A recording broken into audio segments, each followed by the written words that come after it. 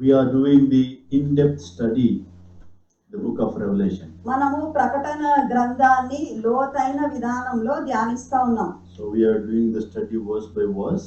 వచనం వెంబడి వచనము మనం ధ్యానిస్తా ఉన్నాము. And last 2 days we are talking about the letters written to the churches in Asia Minor. ఎఫెసులో ఉన్న సంఘములకు మనకు రాయబడిన పత్రికలు మనం ధ్యానిస్తూ వచ్చినాం. And these letters are very, very important for us to apply these days in our churches. అయితే ఈ ఉత్తరాలు అప్పుడు రాసినప్పటివి అయినప్పటికీ కూడా ఇప్పటికీ కూడా మన సంఘంలో మన కొరకు అవి వర్తిస్తాయి. That is why I am going very slow. అందుకే నేను ఈ సెవెన్ ఏషియన్ చర్చెస్ గురించి చెప్తున్నప్పుడు కొంచెం కావాలని నిదానంగా వెళ్తా ఉన్నాను. So that everyone can understand what actually our church is supposed to do. అయితే మన సంఘంలో మనము ఏ విధంగా నడుచుకోవాలి, సంఘంలో మనం ఏ విధంగా ఉండాలన్నది ఇక్కడ బోధింపబడింది కాబట్టి. What is the purpose of the Lord Jesus Christ over the churches? అయితే సంఘములలో యేసు ప్రభువు ఆయన ఏం చేస్తున్నాడు అన్న విషయాన్ని మనం ధ్యానిస్తున్నాం. That is why I am going very slow, and let us learn the great things from the Lord and continue to apply into our life. అయితే దేవుని దగ్గర నుంచి ఈ గొప్ప విషయాలు మనము పొందుకొని అవి మన జీవితంలో అన్వయించుకుంటే మనము దేవుని కొరకు యోగ్యమైన వారంగా ఉంటాం. So we have completed 3 churches. నిన్నటి వరకు మనము 3 సంఘాలను గురించిన పత్రికలు ధ్యానించుకున్నాము. Letter to the church in Ephesus. ఎఫెసులో ఉన్న సంఘమునకు. There we understood that Christ Jesus has been revealed as the focus of the church. ఎఫెసులో ఉన్న సంఘములో యేసు ప్రభు కేంద్ర బిందువుగా ఉన్నట్టు మనం చూచినాం. In the letter to the church of Pergamum, పెర్గమములో ఉన్న సంఘమునకు, there we understand that Christ is eternal. అయితే అక్కడ దేవుడు నిత్యుడైన దేవుడుగా ఉన్నట్టు మనం చూస్తున్నాం. Letter to the church in Pergamum, పెర్గమంలో ఉన్న సంఘమునకు, there we understand that Christ's word is authority in his church. దేవుని వాక్యంనకు సంఘంలో ఉన్న అధికారంను మనం చూసినాం. And we also learned what the overcomers will receive in their life. అయితే జయించు వారు ఈ 3 సంఘాలలో వాళ్ళకు ఇవ్వబడిన వాగ్దానాలు, ప్రకటనలు కూడా మనం చూసినాం. Church in Ephesus, the overcomers will receive, they will eat the fruit from the tree of life. ఎఫెసు సంఘములో ఉన్న జయించిన వారికి వాళ్ళు జీవవృక్ష ఫలములు తిననిస్తాను అని దేవుడు చెప్పినాడు. Letter to the church in Smyrna, we understood that overcomers will not take part in second death. అయితే స్ముర్నాలో ఉన్న సంఘంలో ఉన్న జయించు వారికి దేవుడిచ్చిన వాగ్దానం ఏంటంటే జయించువాడు రెండవ మరణము వలన ఏ హానియు పొందడు. Letter to the Pergamum, పెర్గమము సంఘమునకు, overcomers will eat a great manna and they will receive a new name. పెర్గమములో జయించిన వారు దాచబడి ఉన్న మరుగైయున్న మన్నాను భుజిస్తారు, వాళ్ళకు దేవుడు తెల్ల రాతినిస్తాడు. And today we will learn the letters to the church in Thyatira.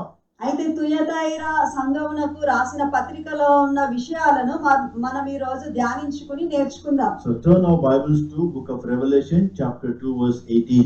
ప్రకటన గ్రంథము 2వ అధ్యాయము 18వ వచనమునకు మనం వెళ్దాం. To the angel of the church in Thyatira write, these are the words of the Son of God, whose eyes are like blazing fire and whose feet are like burnished bronze. తుయతైరలో ఉన్న సంఘపు దూతకు ఈలాగు రాయము, అగ్ని జ్వాల వంటి కన్నులను అపరంజిని పోలిన పాదములను గల దేవుని కుమారుడు చెప్పు సంగతులేవనగా. So Thyatira was located halfway between Pergamum and Sardis. పర్గమము, సార్దీసు ఈ 2 పట్టణాల మధ్యలో తుయతైర పట్టణం ఉంది. So this city had been under Roman rule over 3 centuries. 300 సంవత్సరాలుగా రోమా ప్రభుత్వము అక్కడ రాజ్యం ఏలింది. And this city was located or situated in a long valley. ఇది ఒక పొడవాటి లోయలో ఈ పట్టణము ఉంది. So that's sweeping 40 miles towards the Pergamum. అయితే పెర్గమము వైపు అది అట్లా లోతుకు వెళ్తా ఉంది. 40 కిలోమీటర్లు అట్లా ఉంది స్లోప్ లాగా. Because of that, there is no natural defenses for the city. అయితే ఈ పట్టణంనకు ఏ విధమైన సహజ రక్షణ లేదు, ఏమన్నా జరగచ్చు. So this city had a long history of being destroyed and rebuilt. అయితే ఈ పట్టణము అనేక కారణాలను బట్టి చాలా సార్లు ఇది నాశనం అయితే కింది కొట్టుకుపోతూ మళ్ళీ కట్టబడుతూ అట్లా చాలా సార్లు జరిగింది. Originally, this place has been populated by soldiers of Alexander the Great. Alexander సైనికులు ఈ స్థలం అంతా ఆక్రమించి ఇక్కడ ఉండేవాళ్ళు. And we can say it is the outpost to the guard.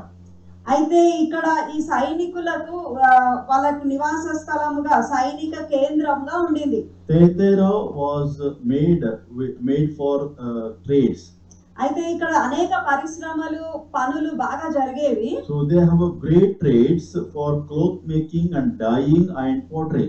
అయితే ఇక్కడ వస్త్ర పరిశ్రమలు, బట్టలకు రంగులు అద్దడము, అంతేకాకుండా మట్టి పాత్రలు చేసే పరిశ్రమలు ఎక్కువగా ఉండేవి. So if you read the book of Acts chapter 16 verse 14 and 15, అపొస్తలుల కార్యము 16వ అధ్యాయము 14-15 వచనాలలో, so we understand that Lydia came from this city on a business. లూదియా అనే వ్యాపారస్తురాలు ఈ తుయతైరా పట్టణం నుంచి వచ్చిన ఆవిడ. She was the first convert under the Paul's ministry in Philippi. అపోస్తులైన పౌలు చేసిన పరిచర్యలో మొట్టమొదలు రక్షింపబడిన స్త్రీ లూదియా. ఆమె ఫిలిప్పి పట్టణంలో ఆయనకు కనిపించింది. Thyatira was basically secular city. ఇది ఒక లౌకికమైన పట్టణం. There is no focus on any particular religion. వాళ్ళు ఒక మతానికి చెందిన వాళ్ళు కాదు, ఒక మతాన్ని వాళ్ళు ఎక్కువగా నమ్ముకునే వాళ్ళు కాదు. So in this place we have a church that's called Church in Thyatira. ఇట్లాంటి స్థలంలో తుయతైరా సంఘమును మనం కనుగొంటాం. And the Lord Jesus Christ has been revealed, as it mentioned, the God whose eyes are like blazing fire. అగ్ని జ్వాల వంటి కన్నులు గలవాడుగా మన దేవుడు ఇక్కడ మనకు బయలుపరుచుకుంటున్నాడు. And also it says feet are like a burnished bronze. అంతేకాకుండా అపరంజిని పోలిన పాదములు గల దేవుడుగా కనపరుచుకుంటున్నాడు. These two meanings also we have studied yesterday in verse 14 and 15. మొన్నటి దినాన మనం 1వ అధ్యాయము 14-15 వచనంలో అగ్ని జ్వాల వంటి కన్నులు, అపరంజిని పోలిన పాదములు అంటే ఏంటో మనం ధ్యానించుకున్నాం. This talks about the Christ is judge. అయితే యేసు ప్రభువు ఆయన తీర్పరిగా మన మధ్య నడిచేవాడుగా సంఘములలో మనం చూస్తా ఉన్నాం. So nothing he is hidden before the eyes of God. ఆయన అగ్ని జ్వాల వంటి కన్నులకు ఏది మరుగైనది లేదు. And is very quick for his judgment. ఆయన త్వరగా అంటే తీర్పు తీర్చేవాడుగా మనకు కనబడతా ఉన్నాడు. So when he come back, he will give a judgment. ఆయన వచ్చినప్పుడు మనకు న్యాయము తీర్చే దేవుడు, తీర్పు తీర్చే దేవుడు. So verse 19. 19వ వచనము, I know your deeds, your love and faith, your service and perseverance, and that you are now doing more than you did at first. నీ క్రియలను, నీ ప్రేమను, నీ విశ్వాసమును, నీ పరిచర్యను, నీ సహనమును నేను ఎరుగుదును. నీ మొదటి క్రియల కన్నా నీ కడుపటి క్రియలు మరి ఎక్కువైనవని ఎరుగుదును. From this verse we can understand that God is a God of wrath. అయితే ఇక్కడ ఈ వచనం వెంబడి వచనం చూస్తే మన దేవుడు రోషము గల దేవుడు, ఆయన కోపగించే దేవుడు. God is a God of justice. మన దేవుడు న్యాయవంతుడు. God is a God of judgment. ఆయన తీర్పు తీర్చే దేవుడు. He searches the minds and the hearts of the people. ఆయన మన హృదయములను, మన మనస్సులను, మన లోపల ఏముందో ఆయన పరిశోధించే దేవుడు. And he judges according to the works what we do. మన క్రియలను బట్టి మనకు ఆయన తీర్పు తీర్చే దేవుడు. So that means the God is recording every activities of ours in the book. అయితే దీన్ని బట్టి మనకు ఏం అర్థమవుతుంది అంటే ప్రతి ఒక్కరికి అంటే ఆయన దగ్గర గ్రంథాలు ఉన్నాయి. ఆ గ్రంథాల్లో మనం ఏ పనులు చేస్తాము, మనం ఏ విధంగా స్పందిస్తాము అన్ని విషయాలు కూడా రాయబడి ఉంటాయి. Suppose if you go and clean the toilets in the church, మనం సంఘంలో మరుగుదొడ్లు క్లీన్ చేసినాం, మనం శుభ్రం చేసినాం అనుకోండి, So the date and things will be written over there about you. అయితే పలానా సహోదరి పలానా సహోదరుడు ఈ రోజు మరుగుదొడ్లు శుభ్రం చేసినాడు, తగ్గించుకున్నాడు అని రాయబడి ఉంటుందంట. So every work, it will be recorded absolutely in truth. అంటే ఎంతో చక్కగా మన విషయాలన్నీ రాయబడి ఉంటాయి. Very much clean. Nobody can complain over that. అయితే అక్కడ రాయబడిన విషయాలు మనల్ని ఎంతో ఒప్పించేగా ఉంటవి. అంటే అన్ని డీటెయిల్స్ ఉంటాయి. So that means we have to be very careful with our activities. అయితే మనము దేవుడి కొరకు చేసే విషయాలలో ప్రతి చిన్న విషయాన్ని ఎంతో జాగ్రత్తగా మనము చూసుకోవాల్సిన అవసరం ఉంది. We need to do the work by the anointing of the Holy Ghost. పరిశుద్ధాత్మ దేవుని సహాయంతో ఆయన అభిషేకం పొందిన వారమై మన ప్రతి పని కూడా ఆయన ఆధీనంలో ఉండాలి. At least from today, let us take care of our work which is not pleasing God. Stop it. అయితే ఏదైనా విషయము దేవునికి ఇష్టం లేదు అని ఆ విషయము అని మనకు దేవుడు మాట్లాడినప్పుడు, మనకు తెలుపబడినప్పుడు ఆ విషయాలను ఆపేయడం, దేవునికి విధేయులు అవడం చాలా మంచిది. God is keeping our work accurately. అయితే దేవుడు మన ప్రతి పనిని ఎంతో ఖచ్చితంగా రాసి పెట్టే దేవుడుగా ఉన్నాడు. So you may be asking, how do you know that, brother? సహోదరుడా, మీకు ఆ విషయం ఎట్లా తెలిసిందని అడగొచ్చు. The verse says 19, it says, I know your deeds. 19వ వచనంలో మనకు ఆ విషయం అర్థమవుతుంది. నీ క్రియలను నేను ఎరుగుదును. The God knows the deeds of the Thyatira believers. దేవునికి తయతైరా విశ్వాసుల క్రియలు తెలుసు. He was commending them for doing the good deeds. అయితే వాళ్ళు మంచి క్రియలు చేసినందుకు వారిని మెచ్చుకున్నాడు కూడా. He was commending for their love. వాళ్ళ ప్రేమను మెచ్చుకున్నాడు. He is commending for their faith. వాళ్ళ విశ్వాసంను ఆయన ఎంతో మెచ్చుకున్నాడు, ప్రశంసించినాడు. Their service to the community. నీ పరిచర్యను అంటే సంఘంలో మన చుట్టుపక్కల వాళ్ళకు చేస్తున్న పరిచర్యను ఆయన జ్ఞాపకం చేసినాడు. Patient endurance. నీ సహనమును నేను ఎరుగుదును. And also he mentioned that you are now doing more than you did at first. నీ మొదటి క్రియల కన్నా నీ కడుపటి క్రియలు మరి ఎక్కువైనవి. అంటే మీరు ముందటి కంటే ఇప్పుడు ఎక్కువగా చాలా మంచిగా చేస్తున్నారు అని చెప్తున్నాడు. So he is comparing your works, what you did before and now what you are doing. అంటే నువ్వు ముందు ఎట్లాంటి పనులు చేసినావు, ఇప్పుడు ఎట్లా చేస్తున్నావు, పనులు చేసే విధానం ఎట్లుంది అంటే అన్ని కోణాల్లో మన క్రియలు ఆయన గమనిస్తా ఉన్నాడు. So let us be careful with our works. అయితే మన క్రియల విషయము మనం ఎంతో జాగ్రత్త పడాల్సిన అవసరం ఉంది. So we should not feel satisfied when church members get satisfied.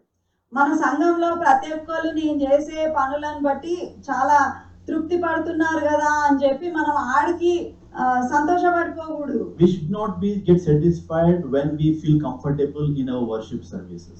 మన సంఘంలో మన ఆరాధన క్రమము, మనం చేసే విధానము, మనం వచ్చిన వాళ్ళకి ఇచ్చే పరిస్థితులను బట్టి మనము తృప్తి పడిపోరాదు. We should always look to our God. Whatever we do, is it pleasing to Him?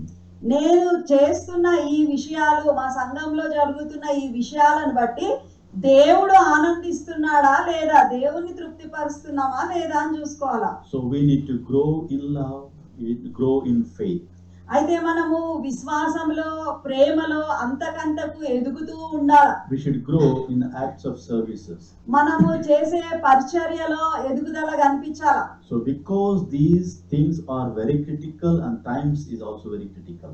అయితే ఈ విషయాలన్నీ కూడా ఎంతో అవసరమై ఉన్నది. మనం ఉన్నవి చాలా క్లిష్ట పరిస్థితులు కాబట్టి ఇవన్నిటి విషయాలు మనం ఎంతగానో పట్టించుకోవాలా. So from this verse what we can understand is we need to spend our days meaningfully and faithfully. అయితే మన దినములు ఎంతో అర్థవంతంగా, దేవుని కొరకు ఎంతో నమ్మకంగా మన దినాలు గడిపే వారంగా ఉండాలి. James chapter 2 verse 14. యాకోబు 2:14లో It says, what doth it profit, my brethren, though a man say he hath faith and hath not works, can faith save him? నా సహోదరులారా, క్రియలు లేనప్పుడు ఎవడైనను తనకు విశ్వాసము కలదని చెప్పిన ఎడల ఏమి ప్రయోజనము? అట్టి విశ్వాసం అతని రక్షింపగలదా? So works are very, very important for the believers. విశ్వాసులకు మన క్రియలు చాలా ప్రాముఖ్యమైనవి. And our reward will come based on the work what we do on this earth. అయితే మనము ఈ భూమి మీద చేస్తున్న మన పనులు, మన పరిచర్యలను బట్టి మనకు దేవుడు బహుమానాలు ఇచ్చేవాడుగా ఉన్నాడు. So we need to be very careful about the work what we do for the Lord. మనం దేవుని కొరకు ఏమి చేస్తున్నాం అన్నది చాలా ముఖ్యం. Verse 20. 20వ వచనం. Nevertheless, I have this against you. You tolerate the woman Jezebel, who calls herself prophetess. By her teaching, she misleads my servants into sexual immorality and the eating of food sacrificed to idols. ప్రకటన 2:20. అయినను నీ మీద తప్పు ఒకటి నేను మోపవలసి ఉన్నది, ఏమనగా తాను ప్రవక్త్రినని చెప్పుకొనుచున్న యెజబెలు స్త్రీని నీ ఉండనిచ్చుచున్నావు. జారత్వము చేయుటకును విగ్రహములకు బలిచ్చిన వాటిని తినుటకును అది నా దాసులకు బోధించుచు వారిని మోసపరచుచున్నది. So this Jezebel is not the same what we heard Jezebel in the Old Testament. పాత నిబంధన గ్రంథంలో మనము విన్న ఆ యెజబెలు ఈ యెజబెలు ఇద్దరు ఒకటే కాదు. If you read this verse very carefully, God did not call her prophetess. ఈ వచనము మనము జాగ్రత్తగా చదువుకుంటే దేవుడు ఆమెని ప్రవక్త్రి అని చెప్పలేదు. He said she called herself prophetess. ఆమె తాను ప్రవక్తినని చెప్పుకొనుచున్నది. In other word, I can say self-titled prophetess. ఆమె తనకు తాను ప్రవక్తిని అని అందరికీ చెప్పుకుంటుంది. So among today, there are many people who are titling themselves their ministry and their work. ఈ దినాలలో చాలా మందిని మనం చూస్తా ఉన్నాము. వాళ్ళకు దేవుని దగ్గర నుంచి పరిచర్య అభిషేకము రానప్పటికీ మేము ప్రవక్తలము, మేము ఇది, మేము అది, మేము ఈ సేవకులం, అది ఇది అని చెప్పుకునే వాళ్ళని చాలా మందిని చూస్తున్నాం. And she was accepted teacher in the church of Thyatira. అయితే తుయతైరా సంఘంలో ఆమె బోధించుచు అని ఉంది చూడండి. And they were her converts. అయితే ఆమె బోధలు విని వీళ్ళు మార్మన్స్ పొందిన వాళ్ళు. So what I understand from this verse is it is like a symbolizing that she is a false teacher. అయితే ఈ వచనము చదువుతుంటే నాకు అర్థమైన విషయం ఏంటంటే ఈమె తప్పుడు బోధను చేసే స్త్రీగా మనం చూస్తా ఉన్నాం. This woman is influencing in the church in Thyatira. తుయతైరాలో ఉన్న సంఘంలో ఆమె బోధలు వీళ్ళని ఆమె బోధలు విని వీళ్ళు ఆమె ప్రకారంగా చేస్తా ఉన్నారు. The way Jezebel influenced in the Old Testament. పాత నిబంధన గ్రంథంలో యెజబెలు ఇశ్రాయేలు దేశాన్ని ఏ విధంగా ప్రభావితం చేసిందో ఈ స్త్రీ తుయతైరా సంఘాన్ని ప్రభావితం చేస్తా ఉంది. So first King chapter 21 verse 25 and 26. మొదటి రాజులు 21 21వ అధ్యాయము 25 and 26 verse. 25-26 వచనాలలో మనం చూస్తే And second Kings రెండవ రాజులు chapter 9 9వ అధ్యాయము verse 22 and 30. 22-30 వచనాల మధ్యలో మనం చూస్తే So these verses talks about the Jezebel, how she influenced the Jews into the idolatry and immorality. అక్కడ పాత నిబంధనలో ఉన్న ఇశ్రాయేలీయులను వాళ్ళు నైతికంగా జారిపోయేటట్టు విగ్రహారాధన వైపు ఆ పాత నిబంధనలో ఉన్న యెజబెల్ నడిపించింది. And this Jezebel also not teaching the word of God, but she is misleading, or her teaching is not based on the biblical. అయితే ఈ తుయతైరా సంఘంలో ఉన్న ఈ యెజబెలు ఈమె వాక్య ప్రకారము బోధించకుండా ఆమె సంఘస్థులను తప్పుదారిలో పట్టించే విధంగా తప్పుడు బోధలు చేస్తా ఉంది. So when you see the things what the Lord has appreciated, ఇక్కడ దేవుడు ప్రశంసించిన విషయాలను గన మనం గమనిస్తే from this we can understand the church had a great reputation. అయితే ఈ సంఘానికి గొప్ప ఖ్యాతి ఉన్నట్టుగా మనకు అర్థమవుతుంది. But they permitted the false teacher. అది అంత గొప్ప సంఘము, ఖ్యాతి గల సంఘంలో అబద్ధ బోధకులు ఉన్నట్టుగా మనం చూస్తున్నాం. And they were tolerating this woman. అయితే ఆ సంఘంలో ఉన్న విశ్వాసులు ఈ యెజబేలు అనే స్త్రీని వాళ్ళు ఉండనిస్తా వచ్చినారు. So with the false teaching, she was directing it to seducing God's children into the idolatry and immorality. అయితే ఈమె ఈ తప్పుడు బోధల వల్ల అక్కడున్న విశ్వాసులను అంటే వాళ్ళు వాక్యం నుంచి దూరంగా వెళ్ళిపోయి విగ్రహారాధన వ్యభిచారము వైపు తిరగడాన్ని మనం చూస్తా ఉన్నాం. And he said, whoever not involved in this activity, అయితే ఇక్కడ ఏం చెప్తున్నాడంటే ఎవరైతే యెజబేలు చెప్పిన ఈ క్రియలలో లేరో, hold fast to the good things what you are doing. మీరు చేస్తున్న క్రియల మీ which was Verse 20. 20వ వచనంలో మీరు నమ్మకంగా ఉండుడి అని చెప్పినాడు. And God also said he will deal with Jezebel. అయితే నేను యెజబేలును శిక్షిస్తానని కూడా చెప్పినాడు. And he said, put all of it away from you. అయితే ఆమె చెప్పిన విషయాలని మీకు దూరంగా ఉంచుకోండి అని చెప్తా ఉన్నాడు. And those who are not following her, let us not change your views, let you continue the things what you are doing. అయితే ఎవరైతే ఈ యెజబేలు అనే స్త్రీని వెంబడించట్లేదో మీరు అట్లనే నిలబడి ఉండండి, గట్టిగా నిలబడి ఉండండి అని చెప్తా ఉన్నారు. So from this verse we can understand that Jezebel looks spiritual. అయితే దీన్ని బట్టి మనకి ఏమైతుందంటే బయటకి చూస్తుంటే యెజబేలు ఎంతో ఆత్మీయ స్త్రీగా కనిపిస్తా ఉంది. Always claims the great insight into the word of God. ఆమె నాకు వాక్యంలో చాలా లోతైన మర్మాలు తెలుసు అన్నట్టు కూడా చూపిస్తా ఉంది But బయటకి. she deceived the people or believers into the idolatry and immorality. కానీ ఆమె బోధలు మనం బాగా సరిగా గమనిస్తే అక్కడున్న విశ్వాసులను విగ్రహారాధన వ్యభిచారం వైపు నడిపించినట్టుగా చూస్తున్నాం. And these days some of the people who are unable to find a perfect church, అయితే మనలో చాలా మంది క్రైస్తవులు మనకు సరి అయిన సంఘం దొరకనప్పుడు వాళ్ళు ఏం చేస్తున్నారంటే they do not go to church saying that no churches are perfect. మనకు ఏ సంఘము మనకు మంచిగా కనిపించలేదు, వాక్య ప్రకారంగా లేదు అని చర్చికి వెళ్ళడం ఆపేస్తున్నారు. They substitute listening to the tapes and watching the TV. అయితే సంఘ సహవాసం లేకుండా ఇట్లా ఫేస్బుక్ లో లేకపోతే టీవీలో లేకపోతే ఎక్కడనో వాక్యం దొరికిన కాడంతా వాక్యం వింటున్నారు, విని చాలా అనుకుంటున్నారు. Reading Bible at home and praying. ఇంటి దగ్గర వాక్యం చదువుకొని ప్రార్థన చేసుకుంటే చాలా అనుకుంటున్నారు. All of these are very good. అవన్నీ చాలా మంచి విషయాలే. But we need to remember what the Bible says in Hebrews chapter 10 verse 25. Hebrew 10:25లో వాక్యం ఏం చెప్తుందో అది చాలా ముఖ్యం. Not forsaking the assemblies of ourselves together, as is the manner of some, but exhorting one another, and so much the more as you see the day approaching. ఆ దినము సమీపించుట మీరు చూచిన కొలది మరి ఎక్కువగా అలాగు చేయించు ప్రేమ చూపుటకును సత్కార్యములు చేయుటకును ఒకరినొకడు పురికొల్పవలెనని ఆలోచింతము. So every believer must be part of one fellowship. ప్రతి విశ్వాసి ఏదన్నా ఒక సంఘంలో నాటబడాలా. Accept the role what the God has given to them in the church. ఆ సంఘంలో మనకు దేవుడు ఏ పనిని అప్పగించినాడో ఆ పనిని చేసే వాళ్ళంగా ఉండాలి. So the greater your spirituality, the greater is your responsibility. దేవుడు మన ఆత్మీయ స్థితిని బట్టి మనకు ఆయన ఆ సంఘంలో మనకు పనులను అప్పజెప్పేవాడుగా ఉన్నాడు. So let us not substitute anything.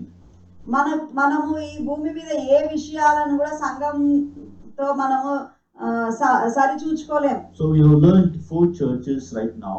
Until now. ఇప్పుడు ఇది 4వ సంఘం గురించి మనం ధ్యానిస్తా ఉన్నాము. Out of these 4 churches, the 3 churches are called for genuine repentance.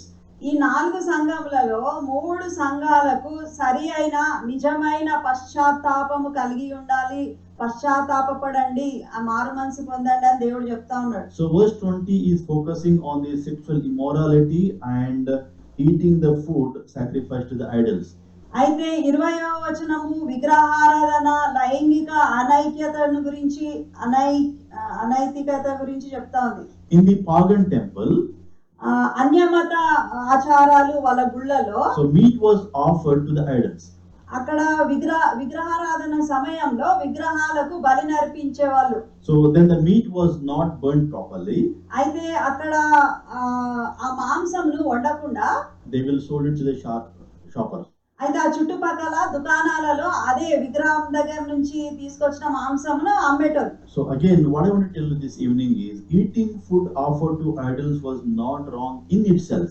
అయితే అక్కడ ఆ పరిస్థితిలో విగ్రహాలకు అర్పించిన ఆ మాంసము దుకాణాలలో అమ్మినా వండుకొని తిన్నా అక్కడ ఆ దేశంలో అదేం తప్పు కాదు. But as per the Roman chapter 14 verse 2, రోమా 14 అధ్యాయంలో చెప్పబడినట్టుగా Christian brothers and sisters who would be bothered about by it, that's why we should not eat. అయితే మనము క్రైస్తవులము అట్లా అర్పించిన ఆహారమును మనం తినము, మనకు అది చాలా బాధాకరం. So Jezebel was obviously more concerned about herself.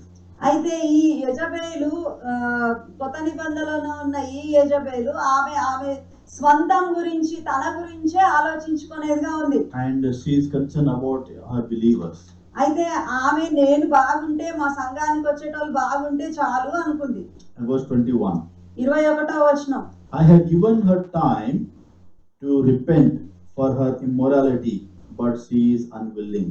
మారు మనసు పొందుటకు నేను దానికి సమయం ఇచ్చి తిని గాని అది తన జారత్వమును విడిచిపెట్టి మారు మనసు పొందనొల్లదు.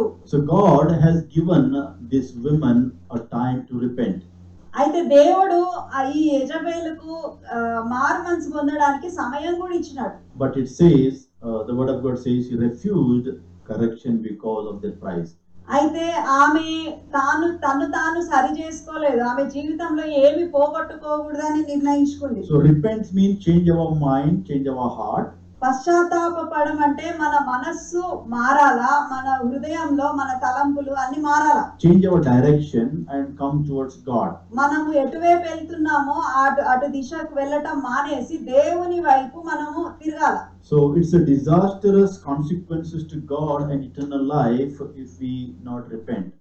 మనము దేవుని సన్నిధిలో వచ్చి పశ్చాత్తాపం పొంది మారు మనసు పొందకపోతే ఘోరమైన పరిమాణాలు మనం ఎదుర్కొంటాం. So here we can understand that God has given some time for her to repent.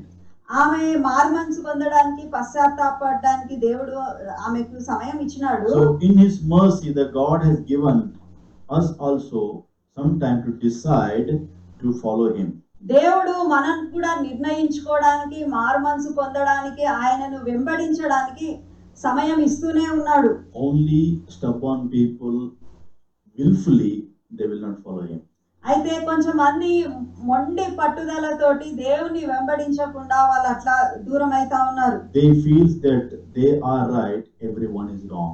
వాళ్ళకు ఎవరు చెప్పినా గానీ అది వాళ్ళు తప్పు చెప్తున్నారు అనిపిస్తది, వాళ్ళు ఏం చేస్తున్నారో అదే కరెక్ట్ So అనుకుంటారు. God is a loving God and he is giving us a time for repentance.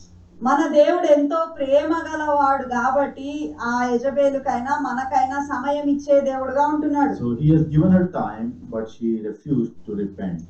దేవుడు ఆమెకు సమయం ఇచ్చినాడు గాని ఆమె మారు మనసు పొందలేదు. Verse 22.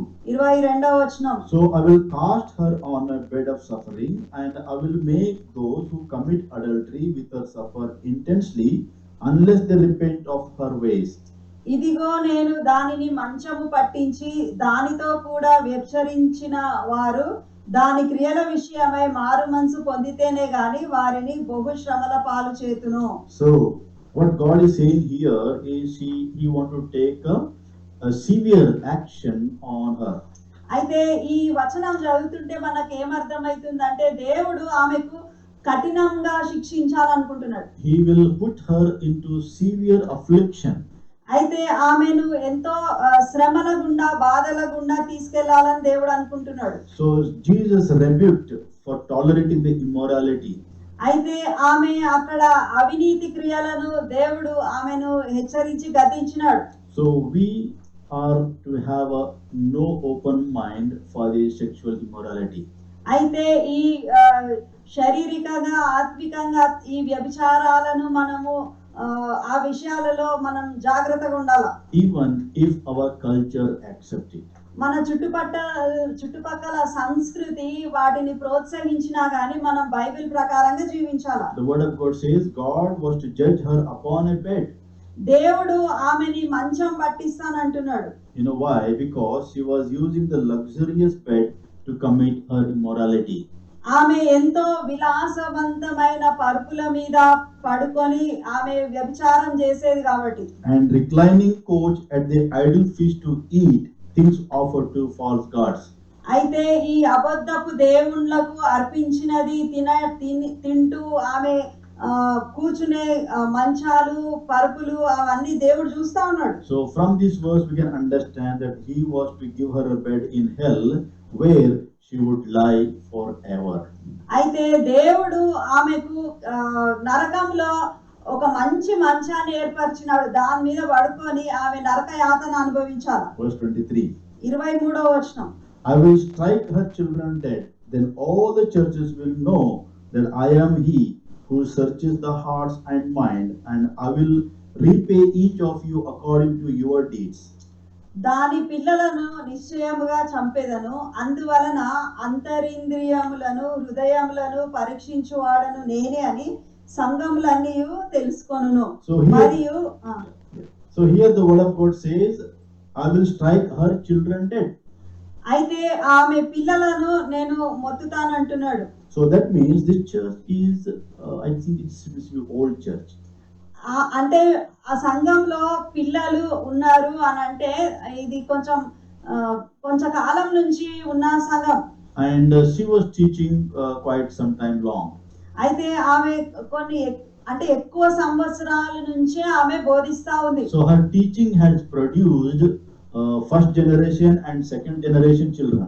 అయితే ఆమె బోధ వలన ఒక తరము వారు రక్షింపబడినారు, అంతేకాకుండా రెండవ తరము వారు కూడా వచ్చినారు. That is why he said, I will strike her children.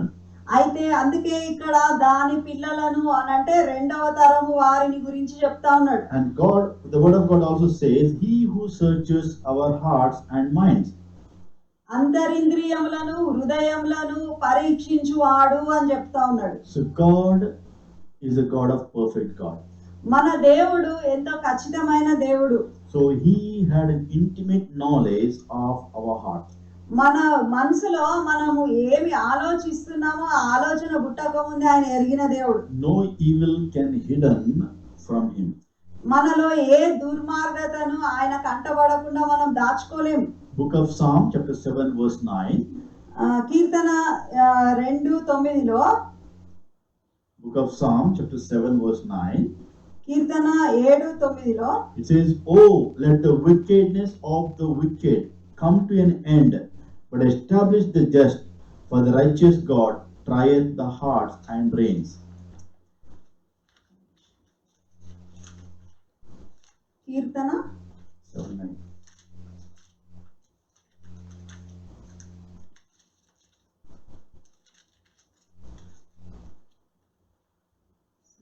హృదయములను అంతరింద్రియములను పరిశీలించు నీతిగల దేవా, దుష్టుల జడితనమును మాన్పుము. And Proverbs chapter 24 verse 12.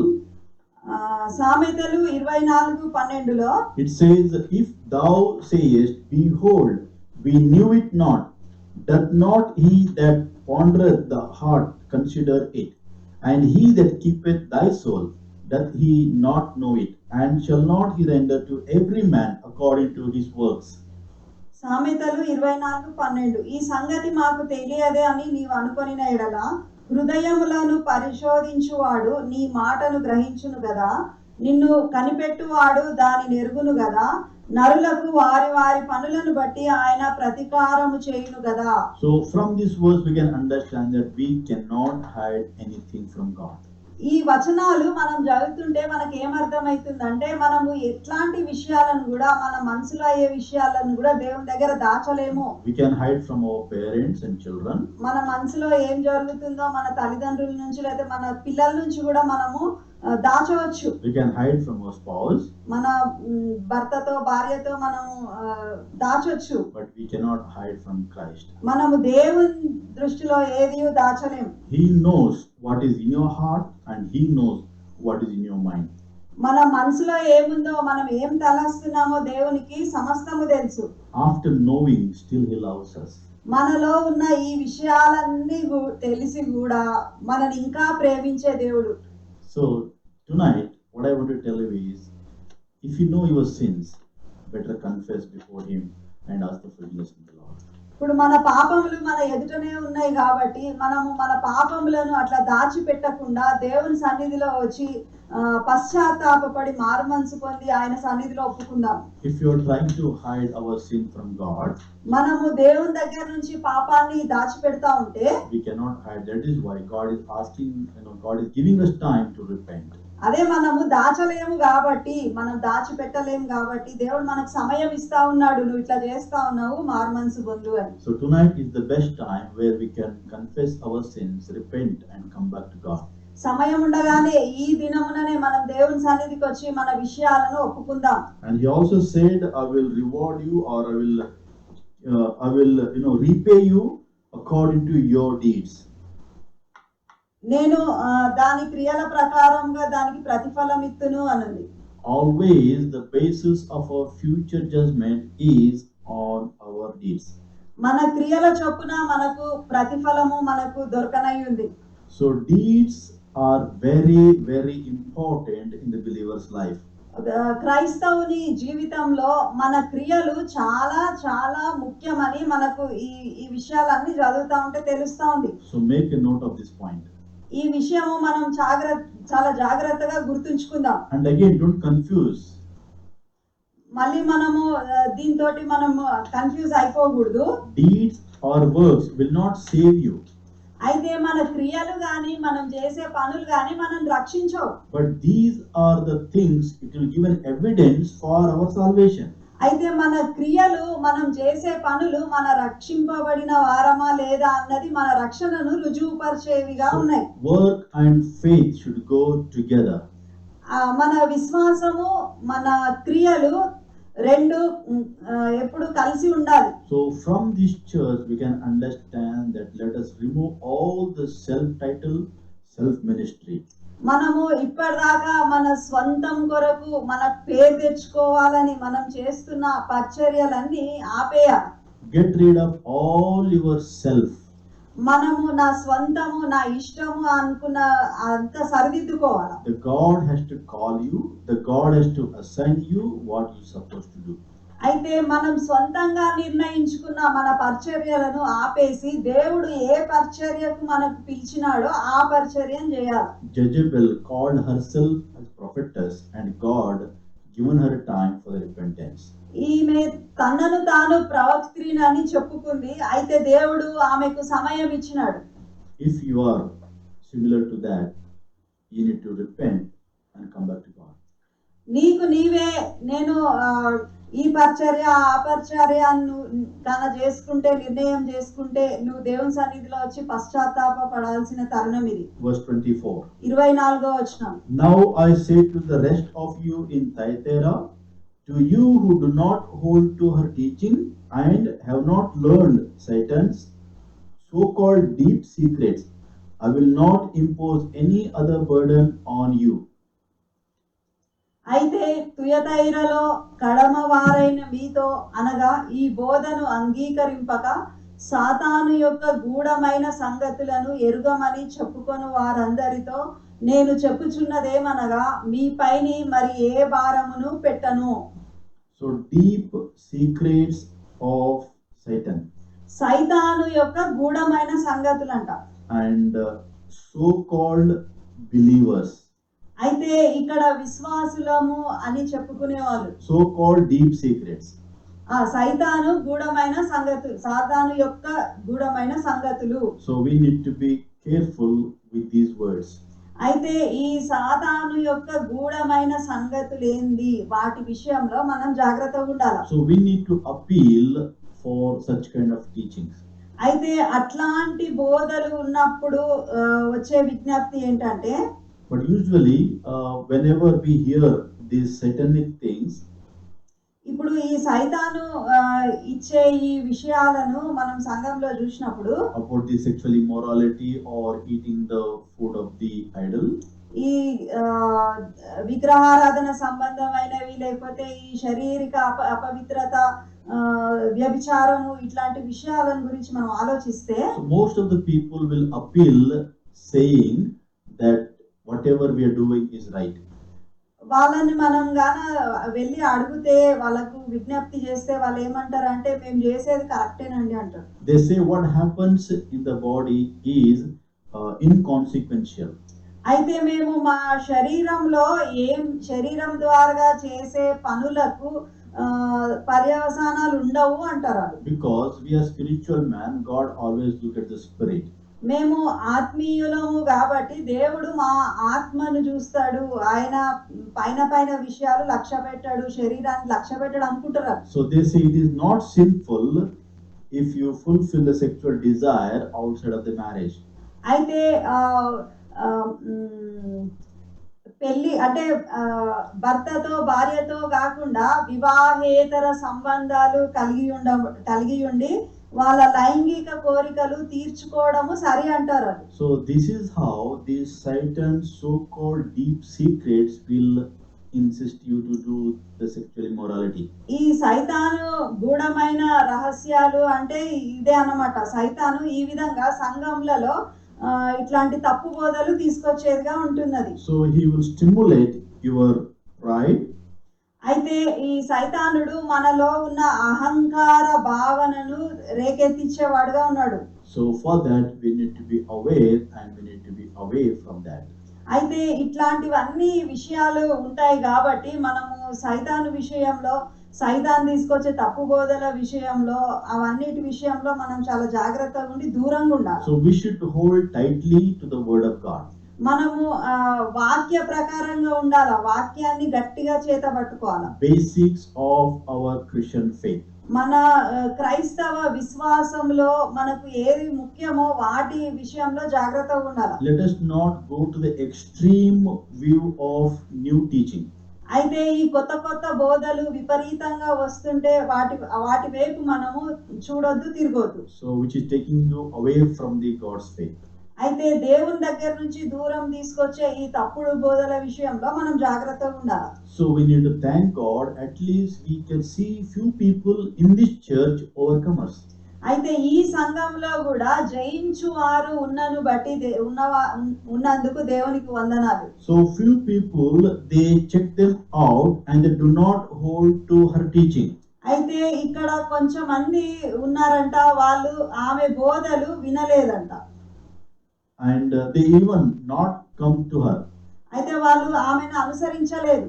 That is why the God says, you continue, the word says in 24, you who do not hold to her teaching and have not learned certain so-called deep secrets, I will not impose any other burden on you.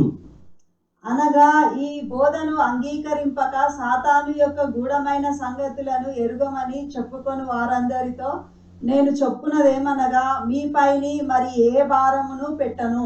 Whatever I am going to take action on her, it will not come to you.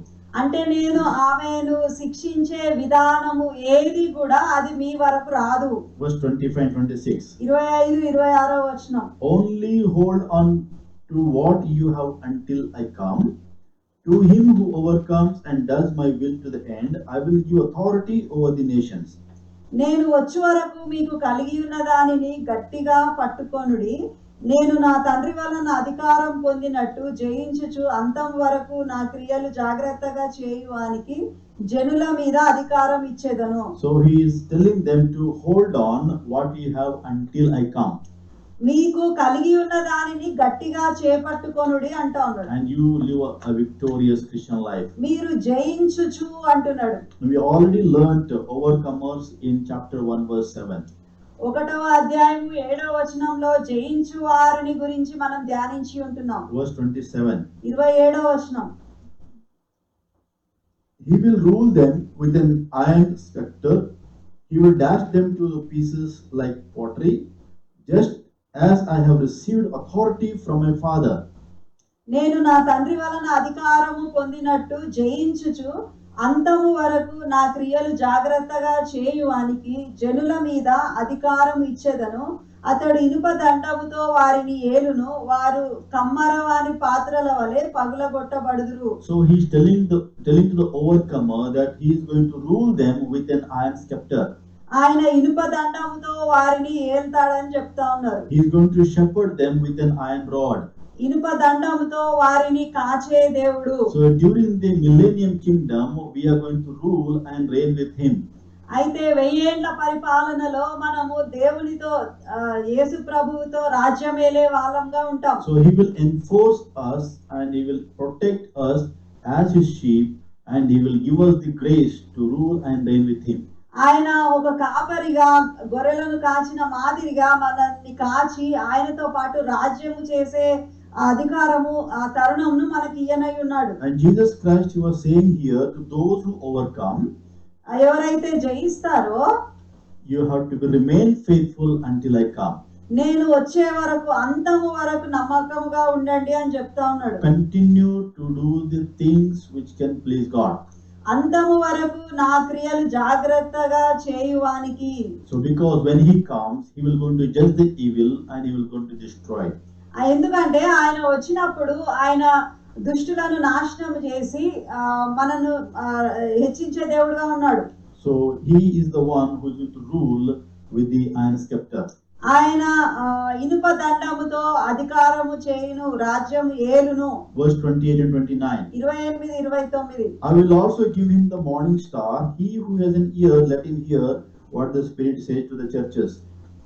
మరియు అతనికి వేకువ చుక్కను ఇచ్చేదను, సంఘములతో ఆత్మ చెప్పుచున్న మాట చెవిగలవాడు వినును గాక. So here the John is revealing Jesus Christ as the bright morning star.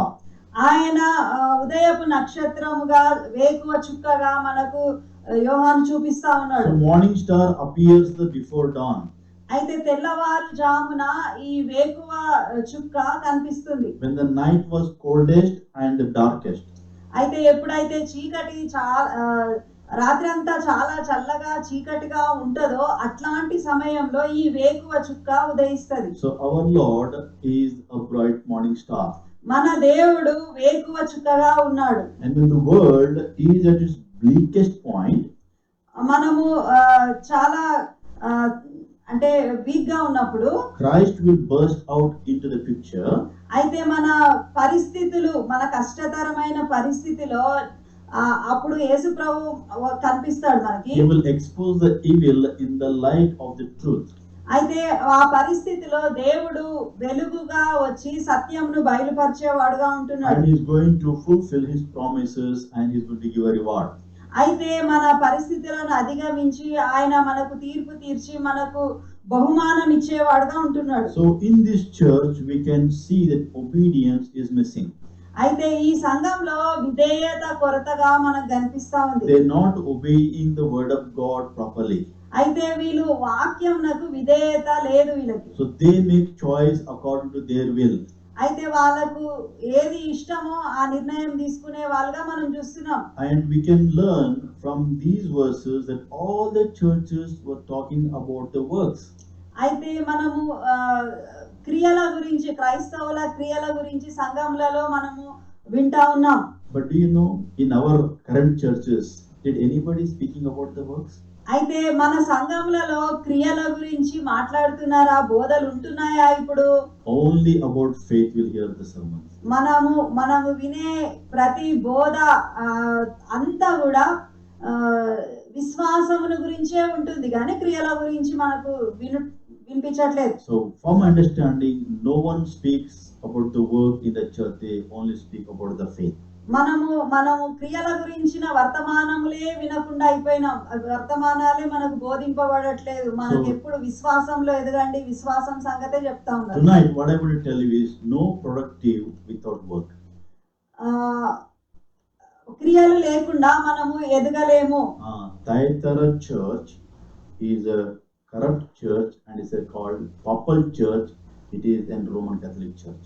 ఈ తయతైరా సంఘము Roman Catholics లాగా అట్లాంటి సిద్ధాంతము గల సంఘము. ఇది భ్రష్టు పట్టిన సంఘము. We'll be right back tomorrow with the next Facebook Live of this series beginning with chapter 3 verse 1. రేపు ఇదే సమయంలో మళ్ళీ మరి ఒక ఫేస్బుక్ లైవ్ లో 3వ అధ్యాయంను మీ ముందరికి తీసుకొని వస్తాము. Let us